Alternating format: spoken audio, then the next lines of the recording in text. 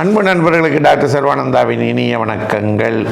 உச்சி வெயில் மண்டையை புழக்குது. இப்போ பார்த்தீங்கன்னா தொடர்ச்சியாக வெயிலினுடைய அளவு கூடிக்கொண்டே போகிறது. இந்த வெப்பச்சலனம்னு சொல்கிறாங்க இல்லையா, அந்த இது ஏற்பட்டிருக்கிறது. இந்த சூழ்நிலையில் நம்ம முதல் வீடியோவில் பார்த்தோம் டீஹைட்ரேஷன். அதனால் என்னென்னு அதற்கு அடுத்து ஒரு மிகப்பெரிய பிரச்சனை இருக்குது. இந்த வெப்பத்தினால் என்ன பிரச்சனை? ஹீட் ஸ்ட்ரோக் அப்படிங்கிற பிரச்சனை இருக்குது. நமது உடலானது அளவுக்கு அதிகமான வெப்ப தாக்குதலுக்கு உள்ளானால், அதாவது 104 டிகிரி ஃபாரன்ஹீட் அந்த டெம்பரேச்சரை தாண்டி நம்ம உடல் அந்த இதுக்குள்ளே போகும் பொழுது இந்த ஹீட் ஸ்ட்ரோக் அப்படிங்கிற பிரச்சனை ஒருவருக்கு ஏற்படுகிறது.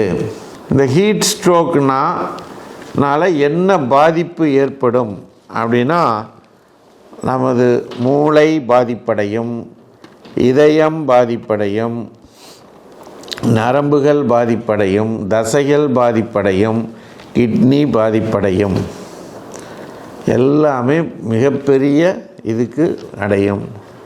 இந்த ஹீட் ஸ்ட்ரோக்கை எமர்ஜென்சி ட்ரீட்மெண்ட்டாக பார்க்கணும். ஹீட் ஸ்ட்ரோக் வந்துருச்சு அப்படின்னா அவசரகதியாக எமர்ஜென்சியாக பார்க்கணும். இல்லைன்னா பேஷண்ட்டு கோமாவுக்கு போயிடுவாங்க அல்லது உடல் மரணத்தன்மையை அடைவதற்கு வாய்ப்புகள் அதிகம். புரியுதுங்களா? அப்போ இதனுடைய அறிகுறிகள் என்ன? இந்த ஹீட் ஸ்ட்ரோக்கு ஒரு மனிதனுக்கு ஏற்படும் பொழுது என்னென்ன தன்மைக்குள்ளே அவர்கள் பாதிப்புக்கு உள்ளாவார்கள்? முதல் விஷயம், டெம்பரேச்சர் ரொம்ப ஹையாக இருக்கும். 105 106 அப்படின்னு இருக்கும். அடுத்து மனக்குழப்பம் இருக்கும், உளறுவாங்க, எரிச்சல் அடைவாங்க, டென்ஷன் ஆவாங்க, மனபேதளிப்பு இருக்கும். அடுத்து வலிப்பு, ஃபிட்ஸு வரும், கோமாவுக்கு போவாங்க. இது எல்லாம் நடக்கும். புரியுதுங்களா? அவங்க பேசுகிறது ஒன்றுக்கு ஒன்று சம்மந்தம் இல்லாமல் முதல்ல ஆரம்பிப்பாங்க. அப்படியே வித்தியாசமாக போயிட்டே இருக்கும். என்னமோ வித்தியாசமாக இருக்கானேன்னு நீங்கள் உடனடியாக கண்டுபிடிச்சிடணும். புரியுதுங்களா? அடுத்து சூடான வியர்வை வெளியே வரும், ஹீட் ஸ்வெட் அது வரும். குமட்டல், வாந்தி, பேதி ஆகும், தோல் ரொம்ப சிவந்து போயிடும், இதயம் வேகமாக துடிக்கும், தலைவலி. இது எல்லாமே ஹீட் ஸ்ட்ரோக் வந்துருச்சு அப்படிங்கிறதுக்கு அறிகுறிகள். ஸோ இப்போ இதுக்கு நீங்கள் என்ன பண்ணலாம் அப்படின்னா, நல்லா தெரிஞ்சுங்க. ஹோமியோபதியில் சிறந்த மருந்து டாக்டர் ஹனிமன் கொடுத்துருக்கார்.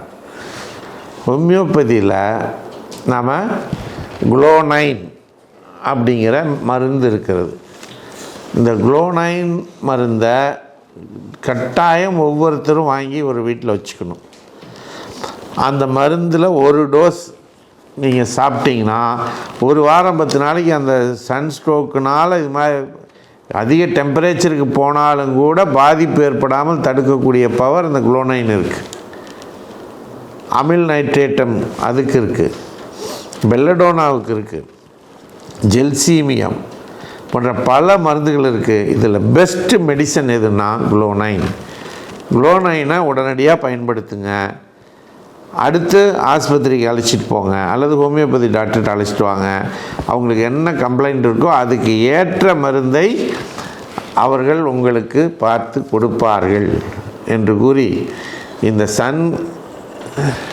சம்மர் டேஸில் சன் ஹீட்டில் ஹீட் ஸ்ட்ரோக்கில் சிக்காமல், சன்ஸ்ட்ரோக்கில் சிக்காமல் நாம் ஒவ்வொருவரும் நம்முடைய ஒர்க்கிங் டைமை மாற்றிக்கணும். அதிக தண்ணீர் குடிக்கணும், வெயில் அதிகம் போகக்கூடாது, நல்ல நிழலில் காலைல 10:30 சாயங்காலம் 5:30 வரைக்கும் நிழலில் இருக்கணும்.